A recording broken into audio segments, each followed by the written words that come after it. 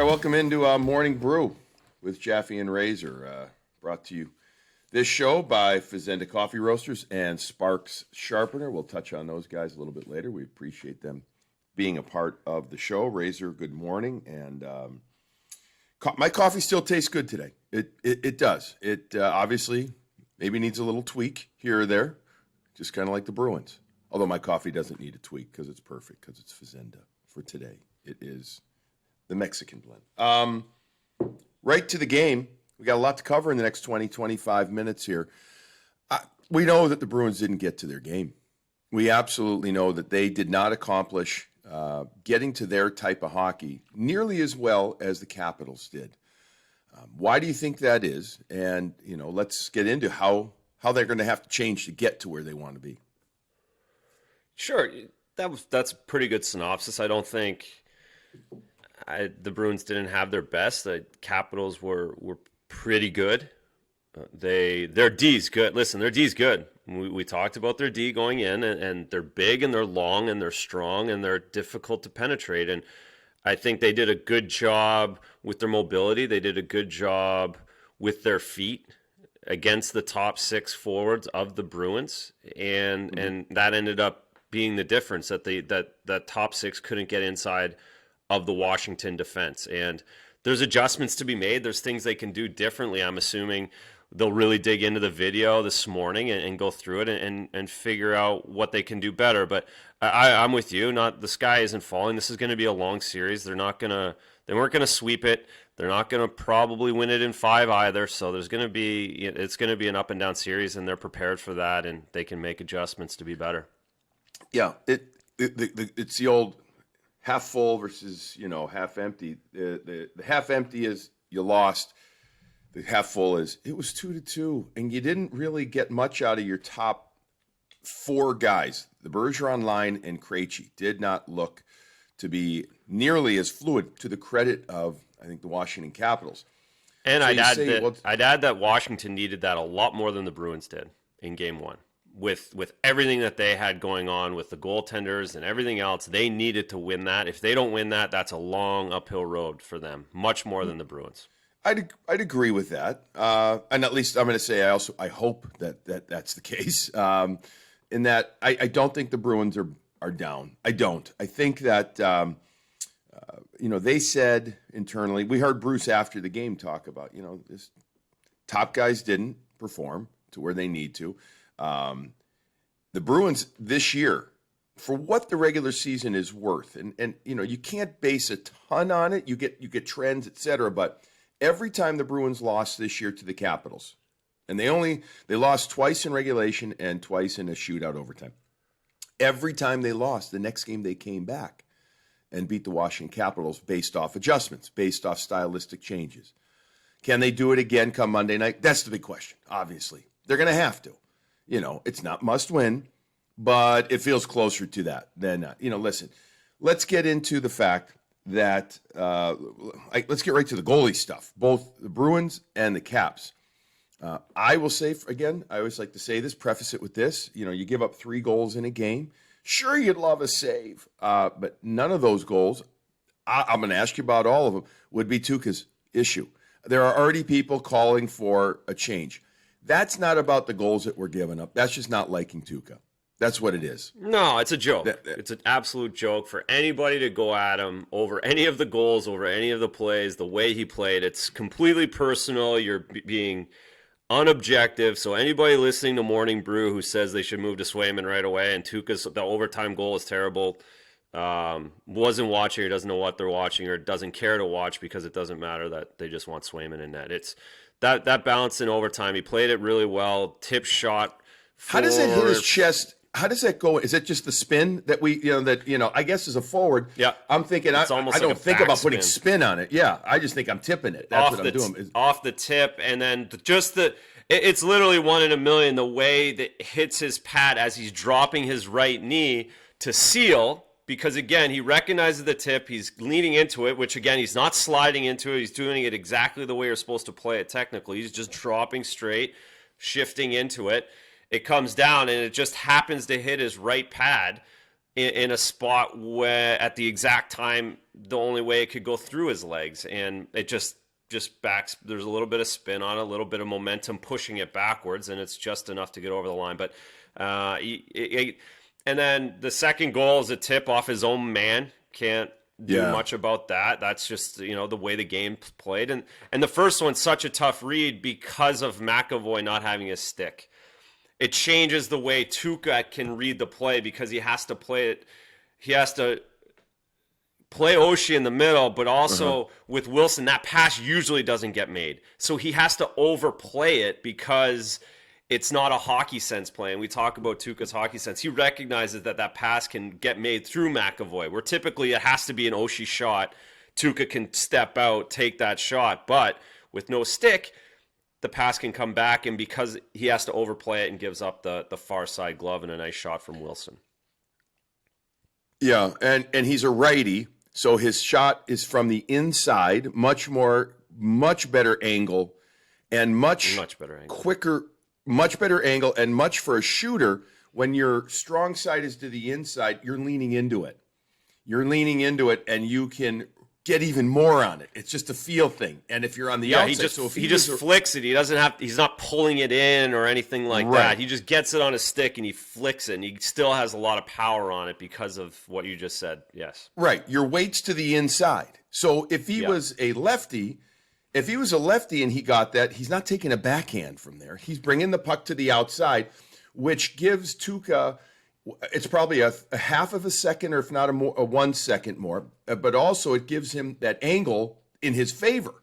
I mean, you're talking, Wilson is 6'4", so you're talking if he's to the outside versus the inside, what are you talking, 4 feet, 5 feet maybe? At least. I mean, I was going to say 6 5, feet? yeah. Okay, so the angle difference is there.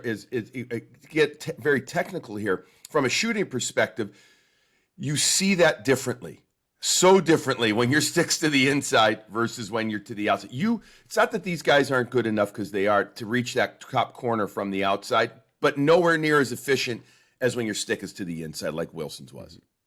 And everyone's, you've heard me say it a bunch of times, is the goaltender's first objective is short side, and that's where Tuukka went, short side. And then if he beats me, if Wilson makes the shot he makes, then I kind of have to give him something, and that's what he did, and a nice play by him. Yeah, it was. I got to tell you something, and we talked about it on the Nesson post. Tom Wilson was excellent. He was excellent in the game. You could argue, I know Oshie had 2 points, but Wilson, I thought, was their most impactful forward raiser. Shift in, shift out. Mm-hmm. I did, and he can do that. He can do that if he keeps it between the whistles. He's a big, strong, forechecking, playoff type player. Yeah, and he was smart. So I mean, just being objective. I know some people don't like hearing it, but he was. All right, we're in agreement. Tuukka is. Listen, I don't think he's worried either. I think he'll look at things and all right. Craig Anderson has to come in early on in the first period. Going over the game, Brian Boucher was talking about how nice it was to have Craig Anderson on the bench as they shot him on the bench with his mask half down, sitting there and talking about, just looking at the old guy who I happen to know pretty well, both who's growing up in Chicago. He's a lot younger than me, but I've known him for years and years. And then lo and behold, after Lazar wins the faceoff, Vanacek extends to the right, and you could see it immediately. By the way, great for Jake DeBrusk. Thought he had a great game. I do. I really thought, and it would not surprise me. I'm not going tangent here, but I will just start this. It will not surprise me if he gets bumped up to that right wing spot with Charlie Coyle and Corrali gets moved to the fourth line with Lazar as we head into game 2. A tweak, it might have. But let's go to Vanacek. What you saw on that play.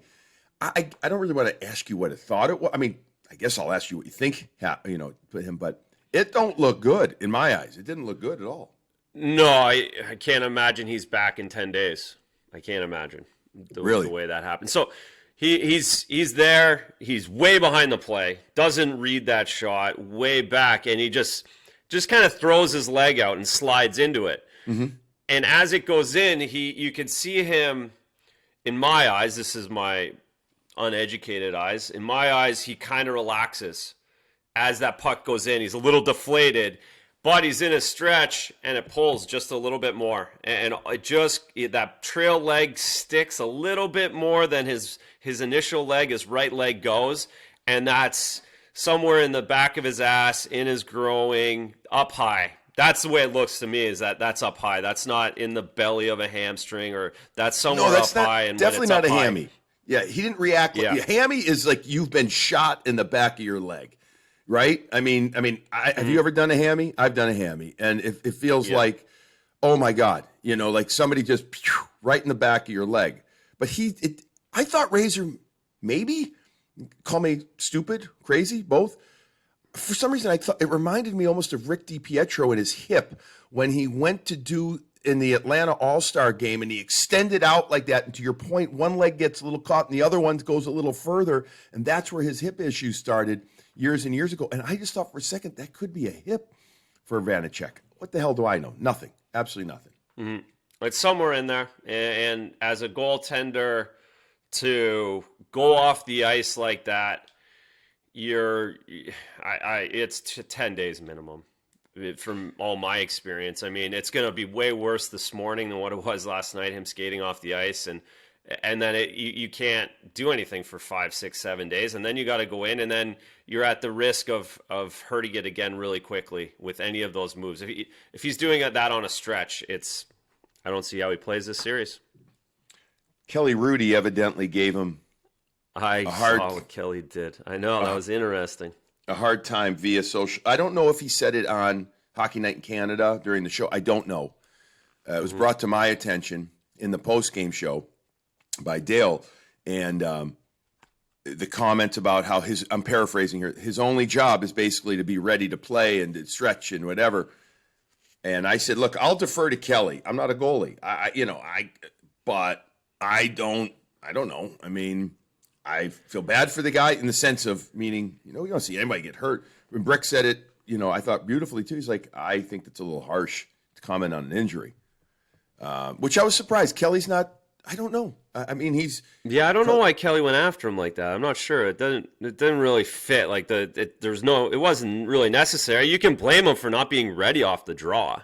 That you can blame him for. You can go after him that way. But did that cause the injury, or did he not stretch enough today, or it seemed a little harsh.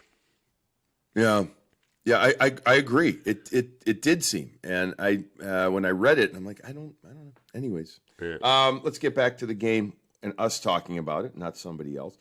From the top line, let's start with them. While their numbers weren't awful per se, it was an eye test to me. I thought, Brad Marchand had a hard time managing the puck. I thought that, it just, when that happens, the good news is he didn't try and do too much. He didn't try and stick handle 3 or 4 people here and there, but he was literally off by a half a second, and the puck bounced on him a few times, and he couldn't control it, and he couldn't go and do his mesmerizing type plays. Pastrnak worked hard, I thought. In fact, I thought all 3 of them worked hard. Pastrnak had an early chance in the game. I don't know if you remember where the puck was coming from behind the net after Z kind of stopped him, but then he got behind Z and tried to stuff it. Vanacek was still in. Couldn't get it right there. I liked his work ethic. I liked it, but we're going to have to get more efficiency out of him. It's an understatement if this team is going to do well come playoff time. And meanwhile, just in general, the line didn't have the zone puck possession time that we're used to seeing.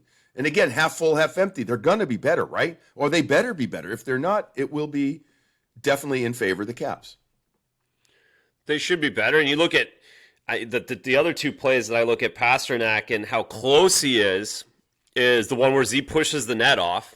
Obviously, that's Pastrnak, that's a good chance for him. I know he didn't hit a one-timer, but he had enough time to stop it and then shoot it. That had a good opportunity. And then the one where he took the high sticking penalty where he had the open net and just missed. So if one of those goes in, then David's getting going too. Then you have Jake DeBrusk and David Pastrnak scoring, and they're going, and they feel a little bit more confident. So I'm positive, I'm bullish on David because of those opportunities that he had. And I know it didn't go in, but he was closer than he has been. And they just, the power play, similar to that top line, it was an eye test. I agree. Yeah. It didn't look wonderfully sharp. It didn't look Not until crisp. the It Ricci. also looked. Yeah. It looked hard. It looked hard for them. That's it. The Washington Capitals made it hard on them, and that's we know they're going to fight through that. The Washington Capitals penalty kill.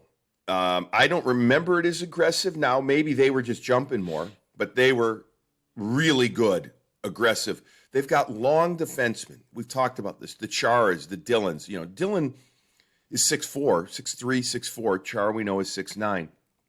And those guys cover a lot of ground on the PK. I mean, you know, Schultz is what, 6'1", and Carlson 6'2", I think. So they're big, they're long.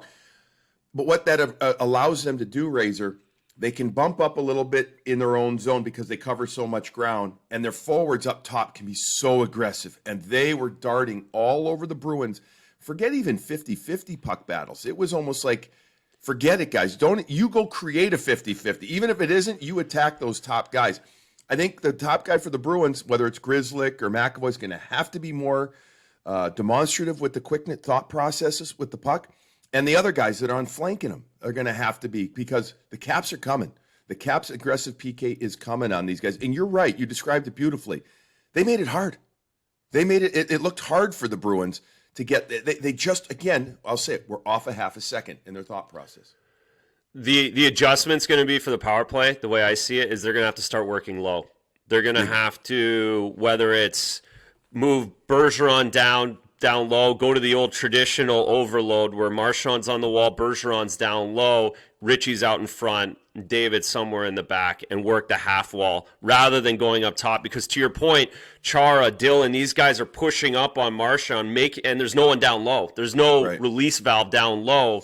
So they have to go high, which allows the forwards to read that, which crams everything up top. So they're going to have to find a way to work it low, maybe work behind the net, switch it that way, get the D down low, and try and open up the middle if the forwards don't respect that, or they go low to high right away and get them skating that way. So look for that adjustment. I would imagine that's where they go to open things up. You're right. The other day at practice, Razor, Bruce Cassidy working with the power plays, in particular the Bergeron line, and in particular they were working a play, you know, where Nick Ritchie is off to the side of the net, which we've seen him do before, but I felt like they had bumped him over about a foot or two, and then they wanted him to quickly distribute the puck. Do you remember a couple of years ago when the power play was really, really good? And I'm going to throw a name out that we haven't said in a long time. Carl Soderberg used to be that left shot down there, and then he was good at hitting the backdoor guy coming in. And I felt like they were trying to get Ritchie off, meaning quicker, move over quicker for that outlet down low, and then make a quicker decision. Sometimes Big Nick doesn't always make the quickest decision with the puck, and boom, you got to do it. And so that's already in their playbook, so to speak. I will look for it. Now, he did try it once last night, and I think he threw a backhand pass that went through the top of the crease area. I don't remember who he was trying to hit. I mean, I'm assuming it was either Bergeron or Pasternak over there coming in weak side. But they need to be better. No question. They need to be better. Because how physical the Washington Capitals were. They came out, and that gets back to they established their game plan. They came out led by Ovechkin, who I thought was more focused on the body than on the puck in the first 20 minutes. Usually the team without the puck ends up hitting more. They had the puck, and they were the ones that were more physical. And I don't know. I was okay with how the Bruins handled it. Were you? I thought they said, okay, give us the hit. We'll take it. We'll give you some, too. Yeah, I didn't mind. I liked how the Bruins D handled forecheck, I mean, Ovi was that's Ovi's so much the respect you have to give him for him going out there and you in the same way Bergeron and Marchand want it and still want it and still love it. That's Ovi in the first 4 minutes of that game. And that's why this series is awesome. It's so great. But no, I think the Bruins handled it well. We talked about Grzelcyk and McAvoy and having to handle forecheck. I thought they moved their feet well. I thought they did a good job with that. They were physical in their own ways, and they didn't. None of the goals, none of the opportunities, and most importantly, they didn't take any penalties off of that. Right. Well, you had the Lausanne one that was that.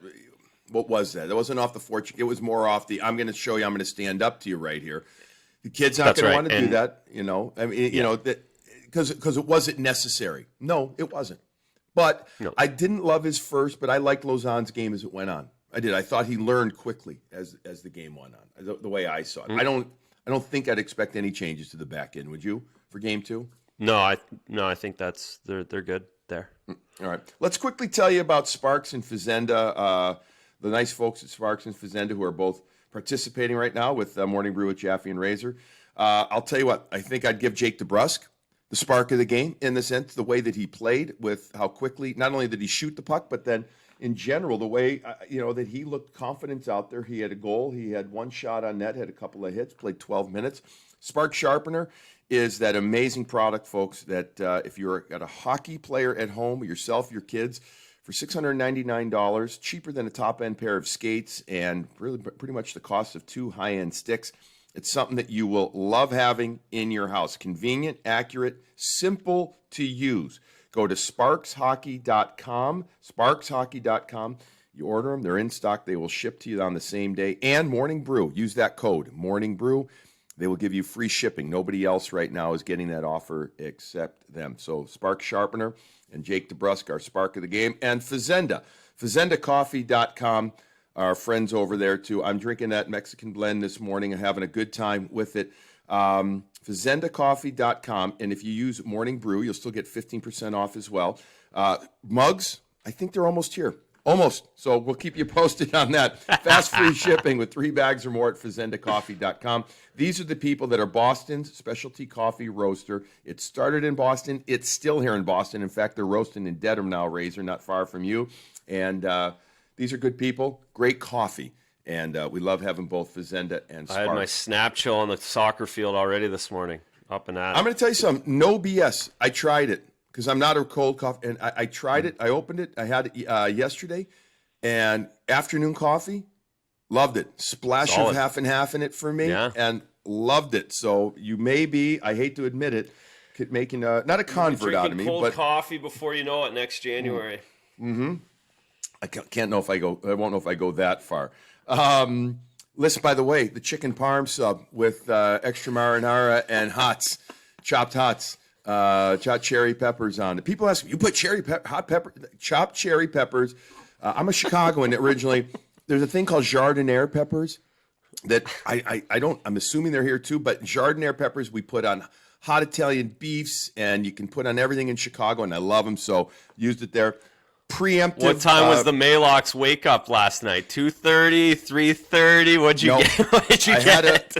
I had a post-game beverage at a friend's house. My buddy Renee and Chris, over at their house, and as soon as I got home at midnight or whatever, Zantac special. So I just taking it. I'm not waking up with heartburn heaven for that. I did not. I preemptively took that. So we will be changing it up for game 2. The chicken parm was delicious, but we will find another.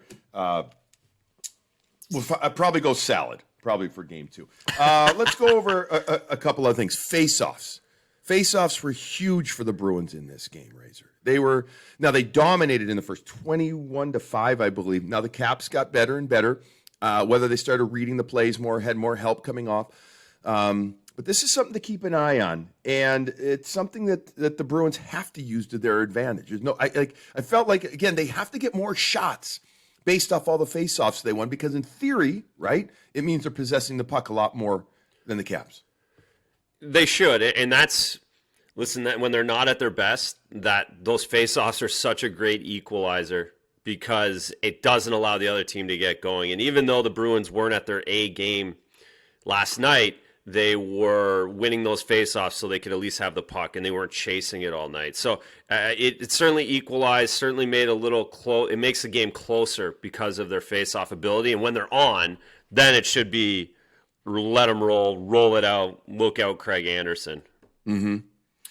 I like the fourth line. I'm assuming you did too in this game. I thought Chris Wagner, credited with 8 hits in the game, I thought he did his job. I thought he made, 3 times went after Big Z early on. He knew he was going to take some, but he tried to get on the inside. Absolutely no problem with that. I thought Curtis Lazar, who was 6 for 8 in the faceoff circle, did his job as well. Not just battling it out in that one faceoff back to, I think it went off a cap too, back over to DeBrusk. but I thought he did his job. So no issue with there. I did not like the third line. I did not. I think, I know Ritchie scored, but it was on the power play. I just didn't feel like between Corrali, Coyle, and Ritchie overall as a line, Bud, I didn't love their flow. Maybe that's just what I like. I'm looking up on the if you want the analytics partner, here you go. Ritchie, Corrali, and Coyle, 5 attempts for 14 against. That's 26%. Not good. It has to be better. Not good. Yeah. Yeah, and that's where, to your point, I think that's where the tweak is. I think that's where they wanted to get to, anyways. And maybe, and if I don't think you need to give Jake DeBrusk 2 games to get going to prove it. I think we're in the playoffs now. He had a great game. Move him up. To your point, get him on the right side. Put Coyle back in the middle. Mix that up. And hopefully DeBrusk's speed continues and his confidence continues, and he can pick that line up because he's quicker than Corrali and he's quicker than Coyle out on the wing. And then you put Corrali back with his buddy Wags on the fourth line. So they have to be better. They need a little bit more depth back there because of what the Capitals are bringing on their third and fourth lines. Yeah. The Caps' third and fourth line were good. Now Oshie actually got better as the game went on. He did. He it's almost like he warmed up. That lower body injury of his, struggled a little early, ended up with a couple of assists. He's a gamer, man. He is a gamer. He only played 13-40. Normally he could play 17, 18, up 20 minutes. He was 1 for 7 in the faceoffs, Oshie. He's taken some faceoffs, but they're using him at center because Kuznetsov is still out. No update on Kuznetsov. By the way, Ilya Samsonov could play on Monday, I'm hearing. I think he's off the list as of Saturday, Razor. Gotcha. It sounds like Kuznetsov is the player that it sounds like. Well, actually, I don't even want to go there. I don't. That guy's a beauty. I'd love to know what that guy's off ice. Well, Alan May talked about him, right, and how has underperformed, and I'll be very surprised if he's there next season, regardless of what he's doing. But I'll give Oshie credit, man. He puts his ass into things, and he made a difference for them. But Lars Eller, I thought, I got to tell you, I thought Lars Eller was really good. And that's where Charlie Coyle's got to match Lars Eller. If he's going to go be back in that center spot. I know Eller bumped up to the second slot. But, I think they're the same type of player, Eller and Coyle. I do. They're all gamers, right? This series is full of gamers. You go, Eller's a gamer. Just like Oshie's a gamer. Just like Ovi's a gamer. These guys, you can't give an inch. And Charlie Coyle's number 1 on that. He cannot give an inch to Lars Eller. He's making what he's making. He's done what he's done in the playoffs. He cannot lose that matchup to Eller over a 7-game series. Right. And even though Eller, again, is bumped up because Kuznetsov isn't there, I just look at him as similar type players. Obviously, one's a lefty, one's a righty. But I think that there's that potential there for both of them to be similar. Looking inside the numbers quickly, the Dowd line was a little over 50%, 53 in their attempts, 8-7. Again, I thought they were very good, did what they did. Nick Dowd is proven to be an incredibly valuable player for them. The Backstrom line, 71% on their chances at 5-on-5. So they obviously had a good night, that line. Mantha still doesn't look as confident to me, Bud. But, he's a big man. And if he gets going, watch out. We'll get more into the matchups, I think, after Game 2 of obviously the Bruins, the road team, Razor, versus being at home. McAvoy and Grizz played an awful lot together. There was a little bit of Lauzon with McAvoy, but not too much. You end up seeing a lot of Lauzon and Miller against the Ovechkin line, and they're gonna have to deal with it, Bud. Right? I mean, they're gonna have to deal with it.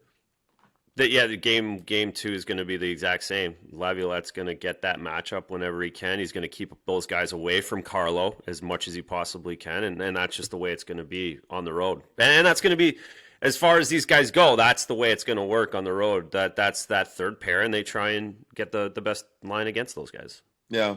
A few other comments from you. Thoughts on Taylor Hall in the game? I thought he was good. I thought he was most noticeable on that second line.